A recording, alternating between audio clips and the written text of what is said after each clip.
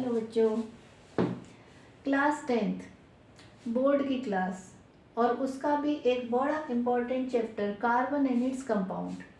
Organic chemistry का chapter है carbon and its compound और केमिस्ट्री है तो बच्चों को बहुत थोड़ी सी टफ भी लगती है, बट इसकी थोड़ी सी जो इम्पोर्टेंट क्वेश्चन है वो हम देखेंगे। तो क्लास 10th का बहुत ही इम्पॉर्टेंट चैप्टर है कार्बन एंड इट्स कंपाउंड। उसकी स्टार्टिंग होती है कि जो कार्बन है वो इतना यूनिक नेचर क्यों है, कार्बन का एक स्पेशल कैरेक्टर क्यों है, स्पेशल प्रॉपर्टी क्यों है।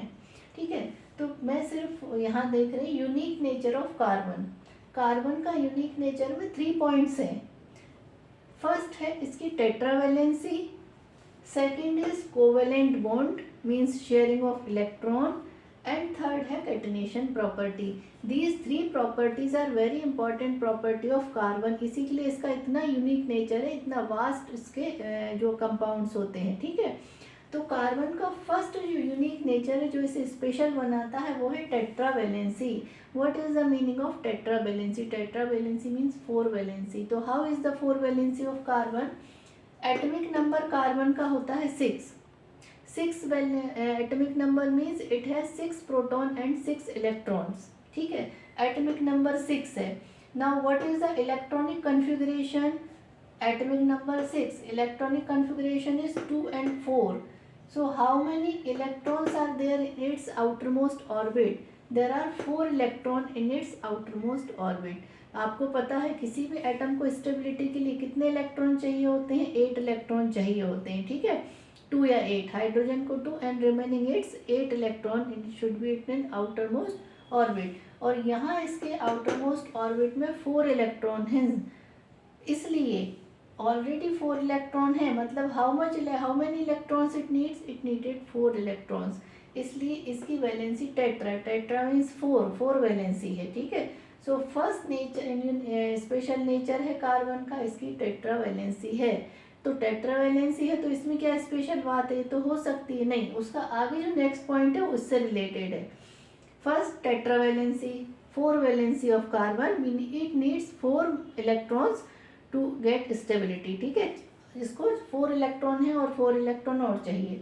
अब उसी से रिलेटेड नेक्स्ट क्वेश्चन है, बहुत इंपॉर्टेंट है कि कार्बन हमेशा कौन सा बॉन्ड बनाता है? कोवेलेंट बॉन्ड बनाता है। कोवेलेंट बॉन्ड का मतलब सब 10th के बच्चों को पता होना चाहिए। 3 टाइप्स के बॉन्ड होते हैं, आयनिक बॉन्ड है और कोवेलेंट बॉन्ड है। तो कोवेलेंट बॉन्ड का मतलब क्या?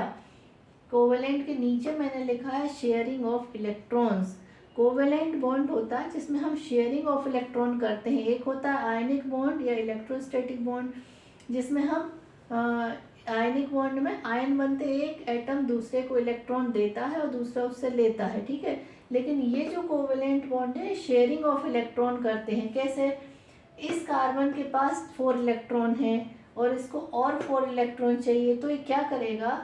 ये ऐसे एटम से अपने बॉन्ड बनाएगा जिनके पास एक एक इलेक्ट्रॉन है, जैसे कि हाइड्रोजन, एक हाइड्रोजन के पास 1 इलेक्ट्रॉन, इस हाइड्रोजन के पास 1 इलेक्ट्रॉन, इस हाइड्रोजन के पास 1, इसके पास 1। ये अपने चारों, इसने 1 इलेक्ट्रॉन, इसके ऐसे करके ये एक इलेक्ट्रॉन कार्बन का और एक इलेक्ट्रॉन हाइड्रोजन के, means 4 electron of carbon makes bond with 4 hydrogen. Her hydrogen पे 1 इलेक्ट्रॉन होता है, तो ये एक हाइड्रोजन के साथ शेयरिंग करके, इस हाइड्रोजन के साथ शेयरिंग, इस हाइड्रोजन के साथ शेयरिंग करके ये बनाता है शेयरिंग ऑफ इलेक्ट्रॉन करके covalent bond. This is also one unique nature of carbon.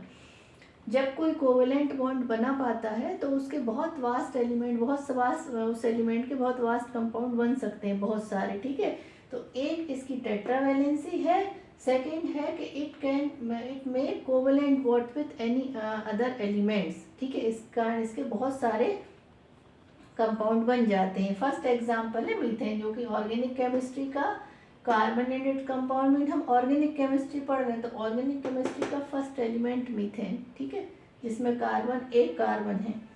Next एक और इम्पॉर्टेंट क्वेश्चन है, एक और इम्पॉर्टेंट प्रॉपर्टी भी है और ये अलग से क्वेश्चन भी बनता है। This is the catenation property of carbon. What is the catenation property? ये एक अलग सा क्वेश्चन भी आ जाता है, आप यूनिक नेचर में भी है और अलग से क्वेश्चन पूछते हैं आपको. What is the catenation property of carbon? So ये भी इससे रिलेटेड है. Because carbon can make covalent bond with sharing of electron, so it can make long chain. Now catenation means carbon can make long chain with its own molecules, अपने with its own atoms.